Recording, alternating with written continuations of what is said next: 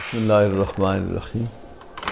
یہ جو ہم نے نیا سلسلہ شروع کیا ہے ریکارڈنگ کا، اس اعتبار سے آج یہ تیسرا درس ہے۔ تو ما قبل نیت کے بارے میں 10 مباحث کا وعدہ کیا تھا مؤلف نے، تو 5 مباحث آ گئیں اور 6ٹی مبحث کا ذکر فرما رہے ہیں۔ السادس فی بیان الجمع بین عبادتین، 2 عبادتوں کو نیت میں جمع کرنا۔ ایک نیت میں 2 عبادتوں کو جمع کرنا، اس کا کیا حکم ہے؟ تو اس کی تفصیل یہ ہے کہ جن 2 عبادتوں کو ایک نیت میں جمع کیا ہے وہ عبادتیں از قبیل وسائل ہیں یا مقاصد ہیں، 2 حال سے خالی نہیں۔ یا وہ عبادتیں وسائل کا درجہ رکھتی ہوں گی یا مقاصد۔ اگر وہ وسائل کے قبیل سے ہیں تو سب صحیح ہو جائیں گے، ایک ہی نیت میں سب صحیح ہو جائیں گے۔ اور اگر ان کا تعلق مقاصد سے ہے، وہ مقاصد سے ہیں، تو پھر دیکھیں گے کہ ایک نیت میں جن 2 مقصد والی عبادتوں کو جمع کیا ہے وہ دونوں فرض ہیں، دونوں نفل ہیں، یا ایک فرض ہے ایک نفل ہے۔ 3 ہی صورتیں، یا دونوں فرض ہوں گے یا دونوں نفل ہوں گے، یا ایک فرض ہوگا یا ایک نفل ہوگا۔ پھر پہلی صورت کہ 2 فرض جمع ہیں تو پھر 2 حال سے خالی نہیں، یا یہ دونوں فرض ان کا تعلق نماز سے ہوگا یا غیر نماز سے ہوگا۔ تو یہ احصاء انہوں نے کیا ہے صورتوں کا، کل کتنی صورتیں بنتی ہیں جمع کی۔ تو پہلی صورت کیا تھی کہ جن 2 عبادتوں کو جمع کر رہا ہے وہ دونوں عبادتیں از قبیل وسائل ہیں یا مقاصد ہیں۔ اگر وہ عبادتیں وسائل ہیں تو سب کی سب صحیح۔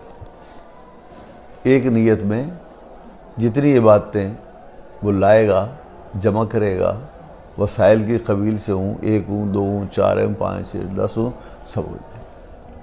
اس کی مثال دیتے ہیں، کئی مثالیں۔ ایک مثال یہ ہے کہ مثلا ایک آدمی ہے، جمعہ کا دن ہے اور وہ جنبی ہے، اور جمعے کے دن غسل کرنا سنت بھی ہے، اور یہ جنبی ہے تو پھر اس پر نہانا فرض بھی ہے۔ لیکن نہانا اور غسل کرنا یہ عبادت از قبیل وسائل سے ہے، خود مقصود نہیں ہے بلکہ مقصود کا وسیلہ ہے۔ تو اب یہ جو جنبی شخص ہے، جمعے کے دن نہانا چاہتا ہے، تو اگر دونوں نیتیں جمع کرے کہ میں غسل اس لیے کر رہا ہوں کہ جنابت بھی دور ہو اور جو غسل جمعہ ہے اس کا ثواب بھی میں پالوں، تو دونوں ان عبادتوں کو جمع کرے گا تو دونوں درست ہوں گی۔ تو اس طرح سے غسل کرنے سے جہاں اس کی جو جنابت ہے اس کا غسل اتر جائے گا اور اس کا بدن پاک ہو جائے گا، وہاں اسے غسل جمعہ کا ثواب بھی ملے گا۔ تو یہ ہے کہ اگر از قبیل وسائل ہے تو جتنی عبادتیں جمع کرے گا وہ سب درست ہوگی۔ اسی طریقے سے اگر وہ مقاصد سے ہیں، اگر وہ عبادتیں مقاصد کی قبیل سے ہیں، تو کیا کہا تھا؟ دونوں فرض ہیں، دونوں نفل ہیں، ایک فرض ہے ایک نفل ہے۔ پھر اگر دونوں فرض ہیں تو وہ ان کا تعلق نماز سے ہے یا نماز سے ہٹ کر ہے۔ کہتے ہیں اگر 2 فرضوں کو ایک نیت میں جمع کیا، 2 فرضوں کو ایک نیت میں جمع کیا اور ان دونوں فرضوں کا تعلق نماز سے ہے، اس کا کیا حکم ہے؟ تو انہوں نے فرمایا کہ کوئی بھی نماز نہیں ہوگی۔ تو اگر دونوں فرض جمع کیے ہیں اور دونوں فرضوں کی نیت کی ہے، 2 فرضوں کی ادائیگی کی نیت کی ہے، اور اس نیت میں 2 فرض جمع کرنا چاہ رہا ہے جو فرض نماز کے ہیں، تو فرمایا لم تصح واحدۃ منہا، تو ان میں سے کوئی ایک بھی صحیح نہیں ہوگی۔ اب سراج وہاج میں یہ کہا گیا کہ اگر اس نے 2 فرض نمازوں کی نیت کی، مثلا ظہر کی بھی نیت کی اور عصر کی بھی نیت کی، تو یہ صحیح نہیں ہوگی۔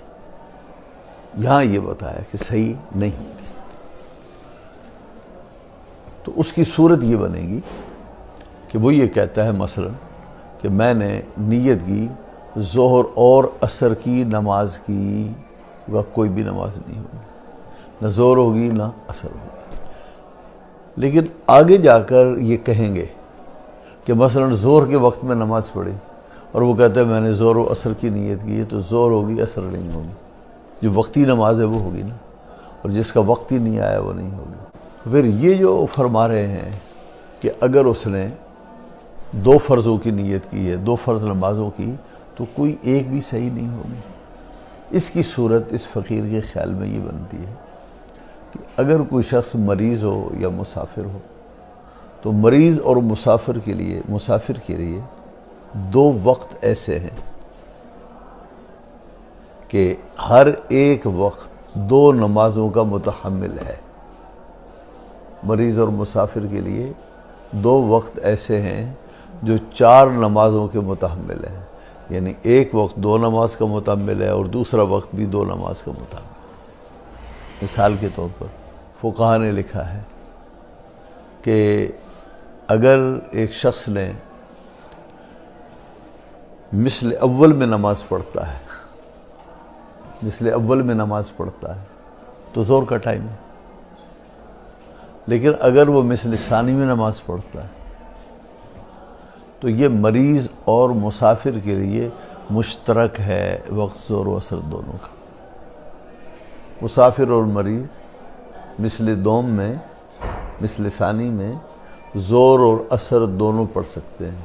یہ وقت مشترک ہے فی ما بین الظہر والعصر، اس میں دونوں نمازیں پڑھی جا سکتی۔ ان کیسے پڑھے گا؟ پہلے ظہر پڑھے گا، سلام پھیرنے کے بعد پھر عصر پڑھے گا۔ ایک ہی وقت ہے، یہ مثل اول کی بات نہیں ہو رہی، مثل دوم میں پڑھ رہا ہے۔ تو مثل دوم وقت مشترک ہے مریض اور مسافر کے لیے ظہر و عصر دونوں کا۔ اب اس میں اس نے ظہر کی نیت اور عصر کی نیت دونوں کی ایک ساتھ نیت کی، میں ظہر و عصر پڑھتا تو کوئی بھی نماز نہیں ہوگی، نہ ظہر ہوگی نہ عصر ہوگی۔ یہ وقت متحمل ہے نا دونوں کا۔ اسی طریقے سے مغرب جو ہے، مغرب اور عشاء، ان دونوں کا مشترکہ وقت ہے شفق احمر کے غروب کے بعد۔ پہلے شفق احمر ظاہر ہوتی ہے اور شفق احمر ختم ہونے کے بعد پھر شفق ابیض آتی ہے۔ تو یہ جو شفق احمر ہے یہ خالصتاً مغرب کا وقت ہے، اور جو شفق ابیض ہے اس بارے میں اختلاف ہے کہ عشاء شروع ہوئی ہے یا نہیں ہوئی، لیکن فقہاء احناف یہ کہتے ہیں کہ شفق ابیض یہ مشترکہ وقت ہے مریض اور مسافر کے لیے مغرب اور عشاء دونوں کا۔ تو شفق ابیض میں، اور شفق ابیض کا مطلب یہ ہے کہ غروب آفتاب کے تقریباً آدھا گھنٹے بعد، 30 منٹ بعد جو ہے وہ مشترکہ وقت شروع ہو جاتا ہے۔ تو اب اگر کوئی شخص جو ہے اس وقت میں شفق ابیض میں مغرب اور عشاء دونوں کی نیت کرے، کوئی ایک بھی نہیں ہوگی۔ تو پہلے مغرب کی نیت کرے، پڑھے، پھر اس کے بعد جو عشاء ہے وہ پڑھے۔ تو خیر، تو یہ فرمایا کہ اگر وہ مقاصد کے قبیل سے ہیں اور دونوں فرض ہیں اور فرض نماز والے ہیں جی، اور پھر وہ نیت کرتا ہے 2 فرضوں کی اور ایک نیت میں 2 فرض جمع کرتا ہے، تو کوئی ایک بھی نماز نہیں ہوگی۔ یہ تو تھا نماز کا معاملہ۔ اور اگر ایک نیت میں جن 2 فرضوں کو جمع کیا ہے وہ از قبیل مقاصد ہیں لیکن وہ فرض نماز نہیں ہے، مثال کے طور پر روزہ ہے، روزہ فرض ہے، تو اب اس نے 2 فرض روزے ایک نیت میں جمع کر لیے، مثلا صوم قضا اور صوم کفارہ دونوں کو جمع کیا، تو پھر صوم قضا اور کفارہ دونوں کو جمع کیا، تو اس کا کیا حکم ہے؟ کہتے ایک فرض ادا ہوگا۔ کیا؟ ایک فرض ادا ہوگا، اور کون سا ادا ہوگا؟ قضا ادا ہوگا۔ کیا؟ قضا ادا ہوگا، کفارہ نہیں ہوگا۔ کیونکہ کفارے اور قضا میں جو اقوی ہے، آگے بتائیں گے کہ اس کا قاعدہ یہ ہے کہ جو قوی ہے وہ ہوگا اور جو ضعیف ہے وہ نہیں ہوگا۔ تو پھر جو صوم قضا ہے وہ قوی ہے کیونکہ وہ اللہ نے فرض کیا ہے، اور صوم کفارہ جو ہے وہ ایجاب عبد سے آیا ہے، تو پھر اللہ کا ایجاب زیادہ قوی ہے، تو اس لیے یہ قضا روزہ ہوگا اور کفارہ نہیں ہوگا، تو یہ نیت قضا کی درست ہے۔ امام محمد فرماتے ہیں کہ نہ قضا ہوگا نہ کفارہ ہوگا، بلکہ یہ نفلی روزہ ہوگا۔ اور اگر زہار اور کفارہ یمین دونوں کی نیت کی ہے تو یہ دونوں چونکہ قوت میں برابر ہیں، تو لہذا ہوگا ایک ہی ادا، تو کہا جائے گا بھائی تو جس کا ہونا اور جس کو کرنا اور ثابت کرنا قرار پائے گا، اور تو جس کے لیے کہے گا وہ ہوگا، یعنی کفارہ زہار ہے اور کفارہ یمین ہے، دونوں کی نیت کی ہے تو ہوگا ایک ادا، لیکن یجعلہ لایہما شاء، پھر یہ ان دونوں میں سے جس کو راجح قرار دے اور جس کو پسند کر لے وہی ہوگا۔ اور امام محمد یہاں بھی یہی فرمائیں گے نہ یہ ہوگا نہ وہ ہوگا بلکہ نفل ہوگا۔ ایسی ہی زکوٰۃ ہے۔ تو اب زکوٰۃ میں اس نے پیسے صدقے کے طور پر دیے اور اس میں 2 فرضوں کی نیت کر لی، مثلا کسی مسکین کو پیسے دیے اور زکوٰۃ اور کفارہ زہار دونوں کی نیت کی۔ اس کے ذمہ کفارہ زہار تھا، اور کفارہ زہار اس نے کیسے ادا کرنا تھا، وہ روزے رکھ نہیں سکتا تھا اور مسکینوں کو کھانا کھلانے کے لیے، تو اس نے اس کھانے کے پیسے دے دیے۔ تو اب اس نے فرض کرو کہ 50,000 روپے دیے، اور وہ کہتا ہے کہ زکوٰۃ کی بھی نیت اس نے کر لی اور کفارہ زہار کی بھی نیت کی، تو ان میں سے ایک ہوگا ایک نہیں ہوگا، ان میں سے ایک ہوگا اور ایک نہیں ہوگا، لہذا ان میں سے جس کو یہ چاہے پسند کرے وہی ہوگا۔ اسی طرح اگر اس نے نیت کی ہے زکوٰۃ اور کفارہ یمین کی ہے، کہتے ہیں زکوٰۃ واقع ہوگی اور کفارہ یمین نہیں ہوگا۔ تو یہ ہے، یہ انہوں نے اس طرح سے تفصیل بیان کی۔ اچھا، آگے جا کر پھر علامہ ابن نجیم نے ایک وہ ضابطہ اس کے بارے میں ذکر کیا کہ ان میں کہ 2 جو عبادتیں جمع کی ہیں، 2 فرضوں کو جمع کیا ہے، تو دیکھیں گے یہ قوت میں ایک دوسرے سے بڑھ کر ہیں، یعنی ایک دوسرے سے بڑھ کر ہے اور دوسرا کم ہے، یا قوت میں برابر ہے۔ اگر ایک قوت میں بڑھ کر ہے دوسرے سے تو جو قوی ہوگا وہ ہوگا اور جو ضعیف ہے وہ ادا نہیں ہوگا۔ جیسے صوم قضا کی نیت کی، صوم کفارہ کی نیت کی ہے تو صوم قضا ہوگا، صوم کفارہ نہیں ہوگا۔ اور اگر قوت میں برابر ہیں، مثلا روزہ ہے تو کفارہ یمین ہے، کفارہ زہار ہے، تو اس میں اس کو اختیار ہوگا، دونوں قوت میں برابر ہیں، جس کا ہونا کرے گا چاہے گا وہ عبادت ادا ہوگی۔ اسی طرح زکوٰۃ اور کفارہ زہار ہے، اسی طرح زکوٰۃ اور کفارہ یمین ہے، تو چونکہ زکوٰۃ کفارہ یمین سے قوی ہے تو زکوٰۃ ادا ہوگی۔ اچھا، پھر یہ کہتے ہیں کہ نماز کا جو معاملہ ہے اس میں کہا کہ فیقدم الاقویٰ ایسا، اس میں بھی اقویٰ کو اضف پر مقدم کیا جائے گا۔ تو لہذا اگر کسی شخص نے نماز فرض کی بھی نیت کی اور جنازے دونوں کی ساتھ نیت کی، سامنے جنازہ رکھا تھا اور اس نے نیت کی جنازے کی بھی اور اللہ اکبر تحریمہ کہتے ہوئے اس نے زور کی بھی نیت کی اور جنازے کی نیت کی ہے، تو ان میں جو قوی ہے ظاہر ہے کہ وہ مکتوبہ ہے، تو وہ جنازے پر مقدم ہے چونکہ، تو اس لیے ہم کہیں گے ایک ادا ہوگا، وہ کیا ہوگا؟ زور کی نماز ہوگی۔ اچھا، اب میں نے آپ سے یہ کہا تھا کہ آگے ایک بات آ رہی ہے، اس کا بظاہر تضاد ہے، تو اس فقیر نے رفع تضاد کی وہ صورت بیان کی ہے۔ یا جو صورت انہوں نے بیان کی ہے وہ یہ ہے کہ لو نوا مکتوبتین، اگر 2 فرض نماز کی نیت کی اس نے، فہی للتی دخل وقتها، تو پھر وہ نماز ہوگی جس نماز کے وقت میں نماز پڑھ رہا ہے، جس نماز کا وقت ہے وہ وقتی نماز ہوگی اور دوسری نماز نہیں ہوگی۔ مثال کے طور پر زور اور عصر کی نیت کی ہے تو ظاہر ہے زور ہوگی، عصر کہاں سے ہوگی؟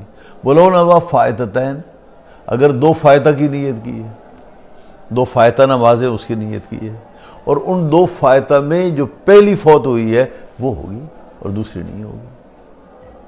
اچھا فائتہ اور وقتیہ کی نیت کی ہے تو پھر فائتہ ہوگی، اگر یہ صاحب ترتیب ہے تو پھر فائتہ ہوگی، اور ہاں الا یہ کہ وہ جو وقتی نماز ہے اس کا وقت ختم ہو رہا ہے تو پھر وہ وقتی نماز ہوگی، پھر فائتہ نہیں ہوگی۔